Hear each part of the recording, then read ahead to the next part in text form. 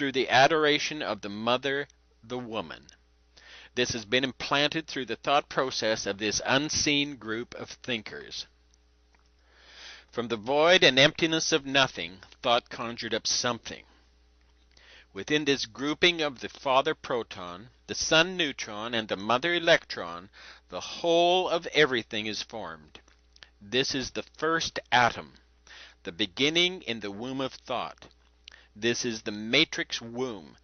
Thought formed this energy that glowed as an electrically charged atom. This glow in turn produced light. What you see in front of you is a two-dimensional representation of the atom symbol that represents a ray of light. This was created or conjured up by thought. Thought is the Egyptian god Thoth, the creator of almost every activity known to man. Thought is spelled T-H-O-T-H.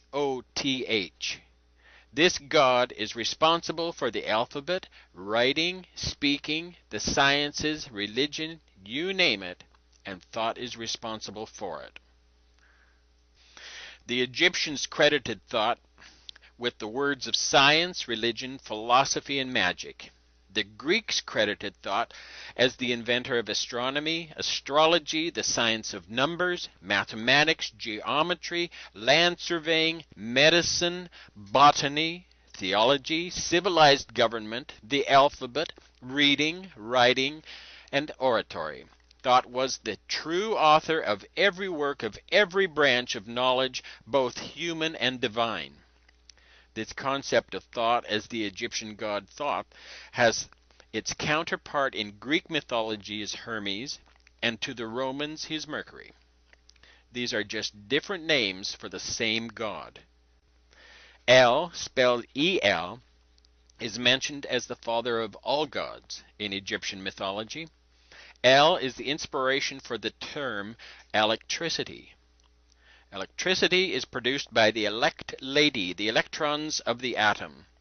All those who were faithful to this god El, the god of matter, became the elect, the chosen and faithful. These were the saints of God who were promised riches and power and would rule and reign with El if they would just put their faith in him. This was the covenant, the agreement made between God and man. This covenant was kept in an ark, the Ark of the Covenant. The ark is the electrical arcing characteristic of electricity. If anyone touched the ark other than the high priest, they would be struck dead. El is the great architect of the universe, the creator God, the bringer of light. The word architect is again referring to the arcing ability of electricity and the manipulating aspect of light as it conjures up everything that it's able to be thought up. As demonstrated, everything in this three-dimensional existence is the result of thought.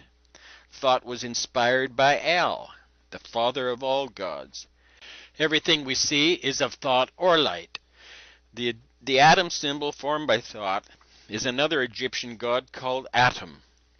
Atum is spelled A-T-U-M and was called the complete one, the finisher of the earth. Adam was the one who returned to the watery chaos at the end of the creative cycle. Remember this characteristic about Adam. He's the one who returns to watery chaos at the end of the creative cycle. This is a major subliminal message established thousands of years ago. To understand the significance of this statement, read the information presented on the companion blog site to this video. The interconnection to the global warming scenario is presented at length. The address is illuminatimatrix.wordpress.com or go to briankemela.com and click on Illuminati Matrix. This is the first man, woman, the first Adam. Adam and Eve are the names given to the two reproductive characteristics of the atom and the light. Adam refers to the atom form, and Eve refers to the light emanating from that form. Eve is the dawning of creation, the coming of the light. Eve is likewise the evening, the end of the light. This symbolizes the beginning and the end, the Alpha and the Omega, of the bringer of light. Adam and Eve together are symbolic names for the electrically charged atom symbol, which in turn symbolize the light bringer, the bright morning and evening stars. Together they represent the creator of light, the creator god called Lucifer, who is the light bringer. The Adam and Eve that formed the light formed the lie or deception created by the light. The light is the lie. This lie is the eye of the illuminated ones or the enlightened ones. This is the all-seeing eye. In this way, Eve, the symbolic morning and evening light, produces the physical light, which is the ability to see. The ability to see in this three-dimensional existence is produced by the electricity contained within the atom. We are further told that thought gave birth to Nefertum. He was a type of young atom. Nefertum was referred to as the sunrise, which means he who is beautiful. This corresponds to the concept of Lucifer, the bright morning star, who led the way for the sunrise and the approaching dawn. You can see from all this mythology that it is firmly entrenched in the structure of an atom symbol. The atom symbol was conjured up with just the slightest notion of thought from the Egyptian sun god Thoth. The light now fills the earth with its rays.